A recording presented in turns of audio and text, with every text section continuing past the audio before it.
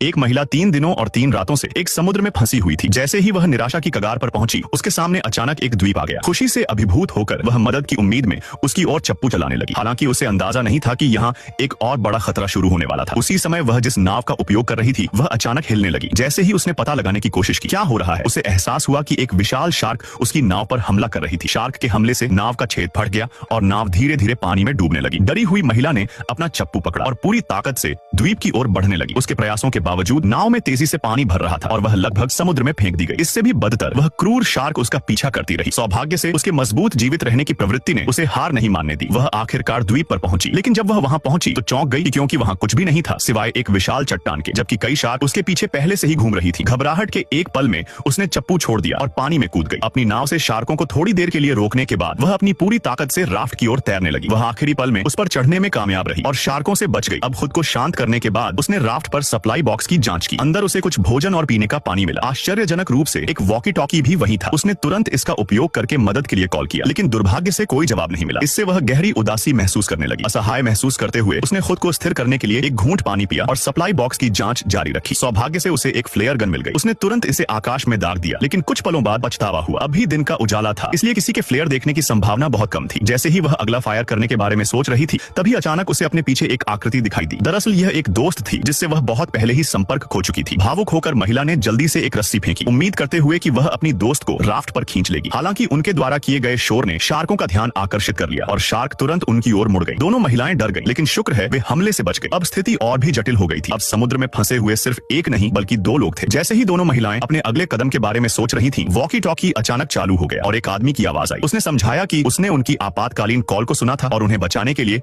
उनकी जगह पर आ रहा है। महिलाओं को तुरंत राहत महसूस हुई और उम्मीद की एक किरण दिखाई दी। अप्रत्याशित रूप से शार्कों के बारे में जानने के बाद पुरुषों ने महिलाओं को तुरंत बचाने के बजाय पहले उनसे सामना करने का फैसला किया। महिलाओं ने खतरे का एहसास होने पर उन्हें चेतावनी देने की कोशिश की, लेकिन तब तक बहुत देर हो चुकी थी। एक विशाल ग्रेट व्हाइट शार्क ने अचानक उनकी नाव पर टक्कर मारी। पुरुषों में से एक ने अपना संतुलन खो दिया और सीधे समुद्र में गिर गया। उसके साथी ने उसे मदद करने के लिए हाथ बढ़ाया, लेकिन एक शार्क ने पानी से उछलकर उसकी बांह को साफ काट लिया, जिससे उसने अपना संतुलन खो दिया और वह भी महासागर में गिर गया। अंत में शार्कों ने दोनों पुरुषों को जल्दी से खा लिया और लड़कियों का एकमात्र बचने का मौका हाथ से चला गया।